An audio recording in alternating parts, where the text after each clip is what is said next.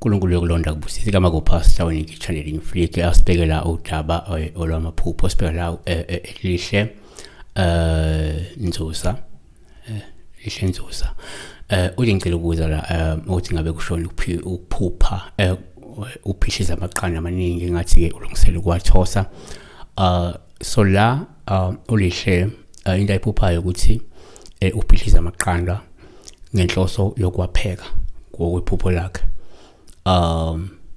yini amaqanda ama-eggs.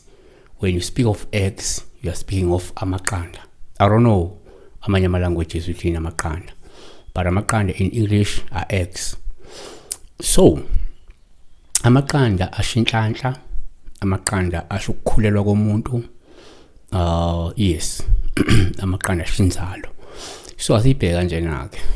Number 1, ngokujwayelekile uma uphupha amaqanda sesitshale njengophawu luhle uma uwaphohloza nje lokho kusho ukuthi lindele ukuthokozela inhlanhla incebo ukuchuma nempumelelo. Futhi kuvamile ukuthi omunye umuntu uma ephupha elungisela amaqanda ewaphohloza ezowapheka noma ezowathosa uthola kuye kukhomba lokuthi lo muntu kungenzeka kukhona isikhathi ezofaka kuye sokuthokozela inhlanhla yakhe, ethokozela incebo, ethokozela ukuchuma nempumelelo, yabo.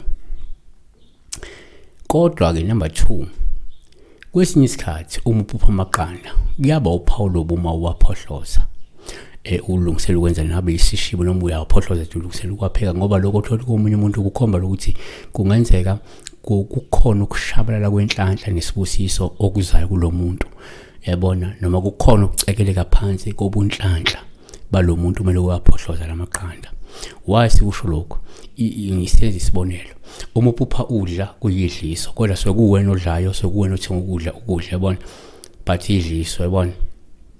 So futhi nawe ungayenza into eyucela phansi kusasa lakho kodwa ibeyenziwa uphupheni to confuse you, kodwa ucabanga ukuthi maybe something positive.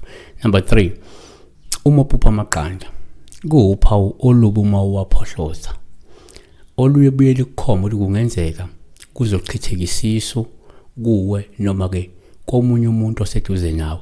Futhi kuyenzeka uphuphe uwaphohloza amaqanda as if uzowapheka or uzowafrya uzowathosa, kanti lento if ukhulelwe wena kukhomba ukuthi kunesisu esizochitheka kuwe noma ke komunye umuntu omaziyo. It's a miscarriage.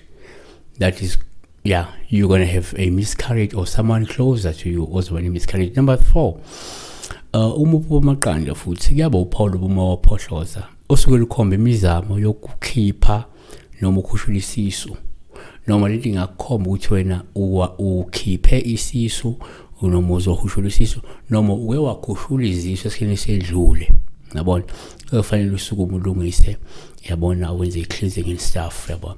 So yiloko bese ngiyakubheka ngokuphohloza amaqanda.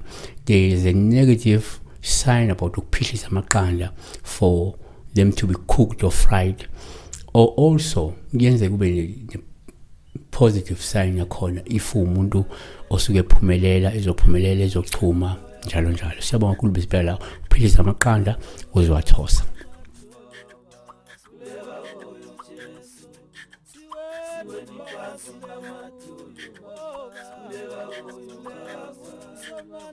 When you